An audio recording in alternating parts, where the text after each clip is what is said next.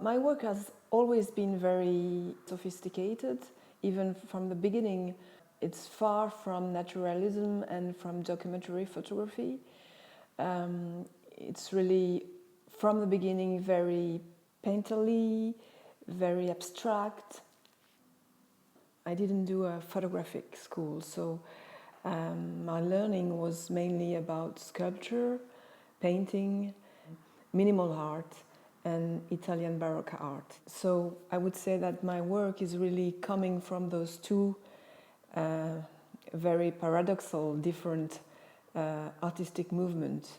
One playing with the many details, theatrical lights. The minimal art was, on the contrary, playing on a very strict protocol, the reduction of form. My first work were mainly in black and white and dealing mainly with the matter of things. My first series were about crystals, silver objects. For me, the crystals object was a kind of metaphor of a body, you know, a transparent body. So it's like a portrait of an object. For me, the car crash is also a kind of body. You can feel the desire of reaching the human figure, because for me a car is really something that reminds you the people that were inside the car. Then you have the bodybuilder series. It's like a metallic body, like the car crash, like the crystals, like the silver. They are so shiny, so the light is really important in the picture.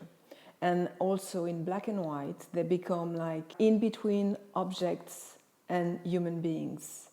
That's why they were exactly the perfect typology for me to make my first picture with people. The first portrait in the classical sense of the term were the transsexual series. Of course, the transsexual for me were also very linked to the bodybuilders, because they are people who want to transform themselves. All my subjects, in a way, are people who want to change themselves, who want to be an image, who want to reach a kind of stereotype. The mannequins were chosen because of their very hyper-realistic style, and they are molded on real women at the beginning, and then of course idealized, transformed to make the perfect woman. But in a way, from the beginning, they are a kind of photography in 3 dimensions of a real woman. And then, of course, when you see the picture, you first have the feeling it's a real girl. But then, when you go closer to the print itself, you can see that something is wrong. You can feel it's not a real person, it's an object. So you are seduced by the beauty of the girl, which is something that allows you to look at it. And then you're wondering what is happening here. I just want to communicate a certain instability of life, a certain uncanny feeling that I have for my own person. Nowadays, my subjects are mainly female models. I mean, I'm a woman, so again, because my work is quite autobiographic, I am naturally more involved or more comfortable with women. Women are more, for me, a kind of victim of stereotypes. I think it's something that it's almost unconscious, but we are every day attacked by those stereotypes, and especially with television, with magazines, with every kind of media.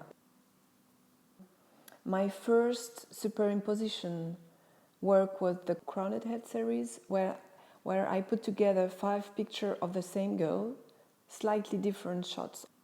Then, with the Bride series, for example, I merge together very opposite images. The bride itself, which is a kind of symbol of eternity, and fast food sex shop, with, on the contrary, are meaning the fast, the something that doesn't last long. I think we are living in a world of superimposition.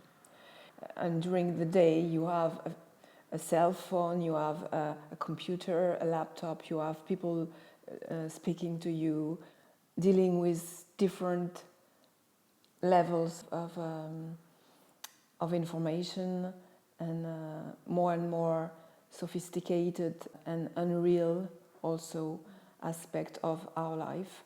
So I think my work is also a translation of this matter of fact. For example, in the series All Star, you have a portrait of a girl. She's in a way absent, and you have also going through her head these comics. The superimposition makes the comics becoming a kind of metaphor of what's happening in the head of this girl. Painted ladies, for me, it's a kind of total creation from nothing, you know, because those female models from model agency, for me, were a kind of empty shape that I could use to create character. And those characters are character from today's, meaning they are kind of digital creation as well. It's like if those girls were not existing at the beginning, and the work of making the photograph with the makeup make them alive, like almost like Frankenstein. I am in a laboratory creating someone who doesn't exist.